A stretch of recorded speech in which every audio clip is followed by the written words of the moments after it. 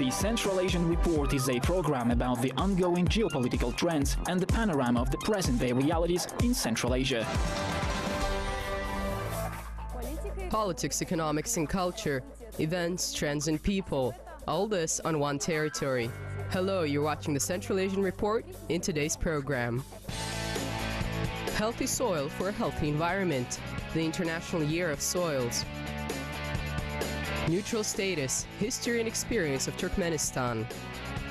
Celebration of the Yurt, traditional housing of the nomads on the UNESCO Heritage List. The Bishkek phenomenon, street football gathering fans. The United Nations has announced this year as the International Year of Soils. The aim of this initiative is to spread the knowledge about the importance of soils among the general population, about their role in food security, and their importance as part of the ecosystem. As it was poetically described by one of the soil scientists, Central Asia is the kingdom of dry steppes, semi-deserts, and deserts without boundaries. The problems of desertification, soil erosion and degradation have a destructive impact on the countries of Central Asia. Overall, the total area that is susceptible to desertification is tens of millions of square kilometers. First of all, this is due to intensive land use. Every year, together with the harvest, tens of millions of tons of nitrogen, potassium and phosphorus, the main elements of plant nutrition, are extracted from the soil. The soil surface of Kazakhstan differs from other countries due to its low resistance to anthropogenic factors and is more susceptible to degradation and desertification. In dry steppe areas of salinate fields, we're observing significant degradation and a decrease in the level of natural fertility of soil, as well as erosion, especially in areas of carbonate soil.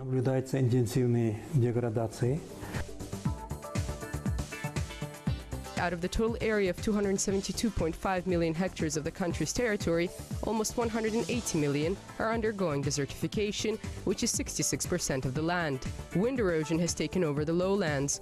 More than 20 million hectares of plowlands and 25 million hectares of pasture lands have been affected by it. Taking together all the salinized soils of the CIS countries, 70% of them are located in Kazakhstan. It takes from 3 to 7 years to make them arable, and the salts have to be washed out during the summer. But where will the salt be removed to? Into the rivers or lakes or lower plain fields. Thus from one place to another, and there rice or some other crop culture will be cultivated.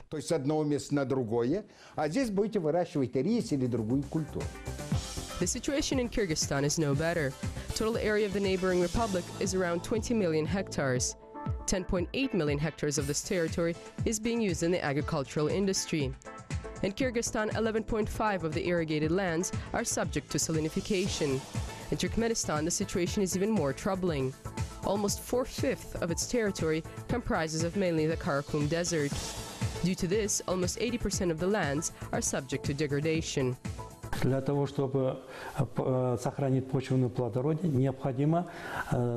order to preserve the fertility of the soil, it is necessary to assess the current state of the soil. On the basis of the obtained results, we'll have to draw up soil maps, define types of degradation, and develop counteracting measures.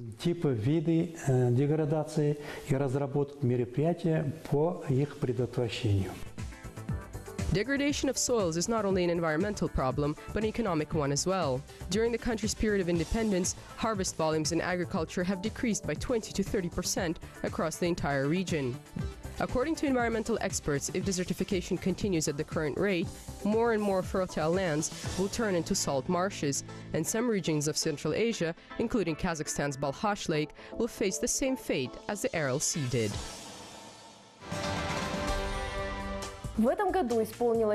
This year marks the 20th year anniversary of the recognition by the international community of the status of permanent neutrality of Turkmenistan. It was adopted in accordance with the resolution of the UN General Assembly. The Jubilee year has been announced in Turkmenistan as the year of neutrality and peace.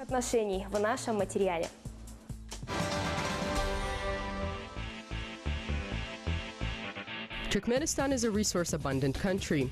As a result, the country is within the focus of economic and strategic interests of many countries and holds a special position in the system of regional security. A marking feature of its post-Soviet history is the UN officially recognized status of permanent neutrality and, as a result, non-participation in any military and political alliances and organizations.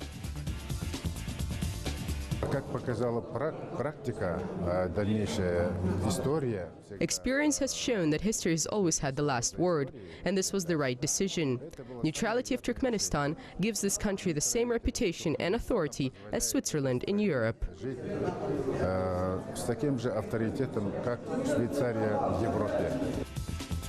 The economic advantages of this chosen strategy revealed themselves in the increased investment attractiveness of the country. The status of neutrality has ensured a significant inflow of foreign investments into the country. Equidistance of the country from all world and regional centers of power and abundant mineral resources allowed Turkmenistan to successfully establish mutually beneficial trade and economic relations with more than 100 countries of the world. The most important partners of Turkmenistan in the field of trade are Iran, Russia, Turkey, and China. Despite the fact that the main export commodity of Turkmenistan is natural gas, already today there is a trend towards diversification of the export capacities of the country.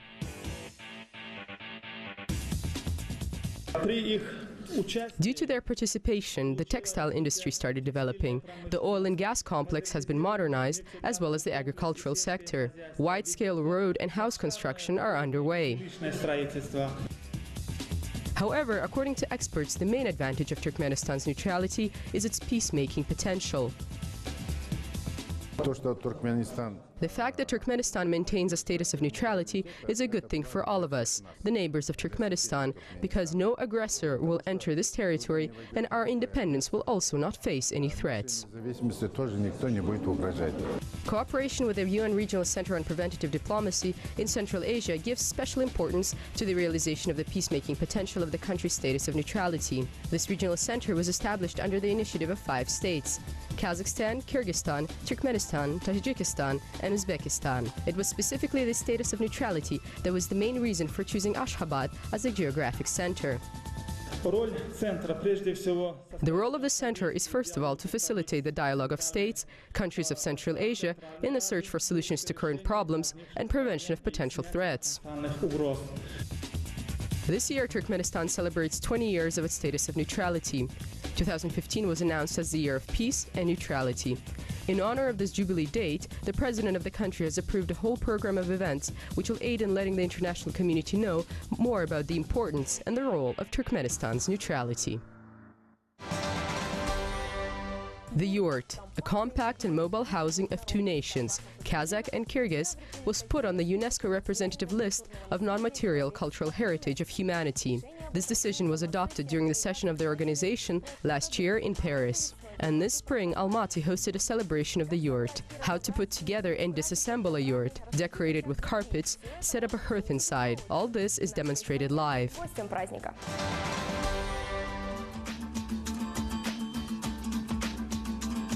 Almaty, the largest city of Kazakhstan, for a couple of days became a true ancient nomad encampment. On the wide boulevard, which has been locally proclaimed as the Arbat, celebrations of the yurt were organized. A true nomad village was set up right in the middle of the modern city.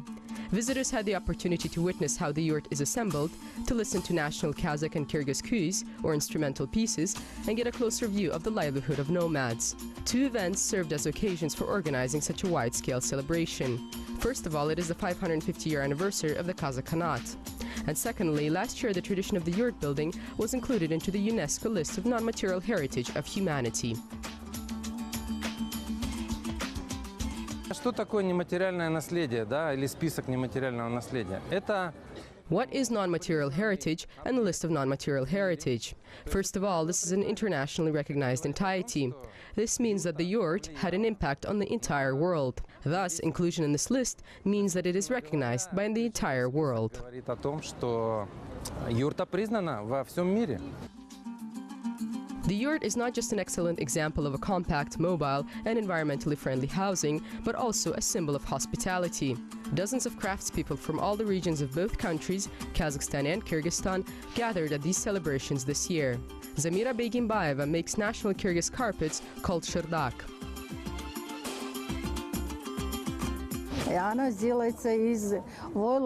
It is made of felt, natural and 100% wool. It is valued highly everywhere, in Kazakhstan, in Kyrgyzstan and abroad.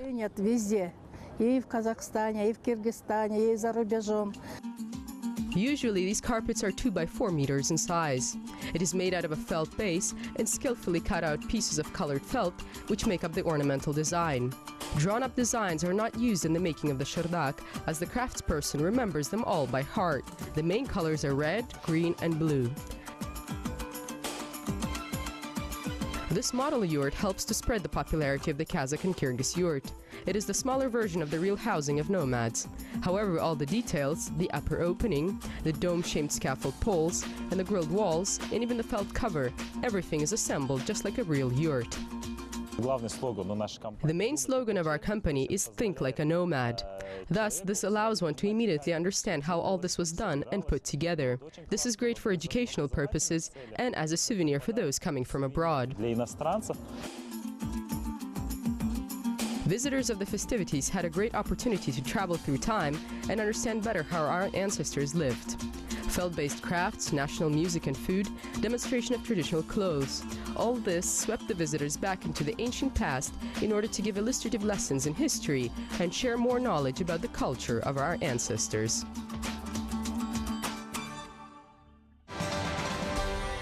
Football mania has taken over the capital of Kyrgyzstan, but it is not the professional teams or international champions which have drawn the attention of football fans. Street football. This is what has attracted the fans of this popular sport. Our correspondent in Bishkek has more on this new phenomenon.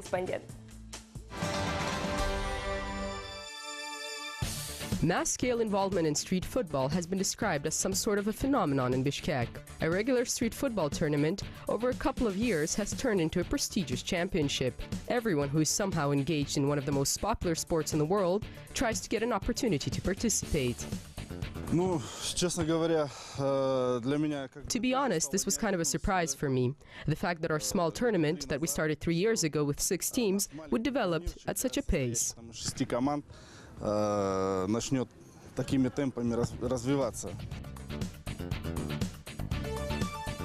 Initially, conditions for participating in the tournament were quite simple, and the teams did not even have to pay an initial fee. By the way, the first matches were held wherever space was found. After a year, the city tournament has started to take on the features of a serious competition. The number of those wishing to participate, as well as the number of teams, started to increase. Soon, a set of procedural rules was adopted, which became the bylaws for all the participants of the tournament.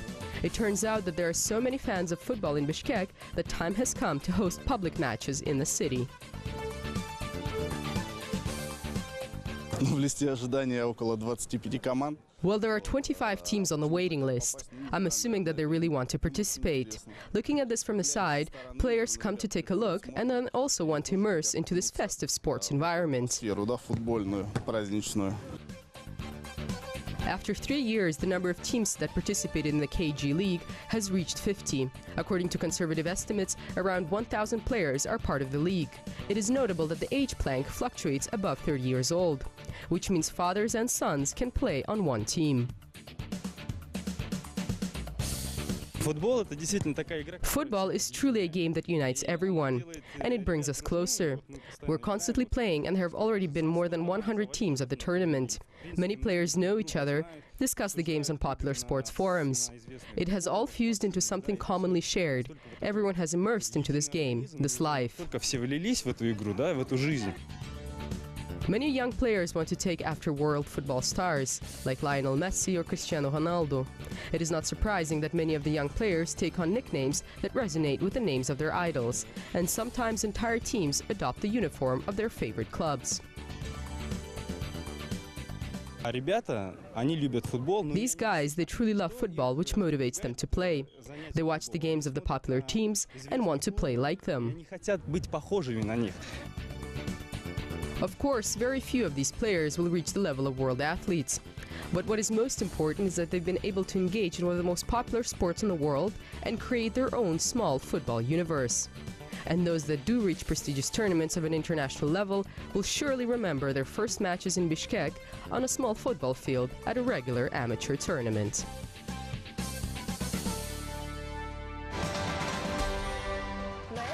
You are watching the Central Asian Report. Until next time on Kazakh TV.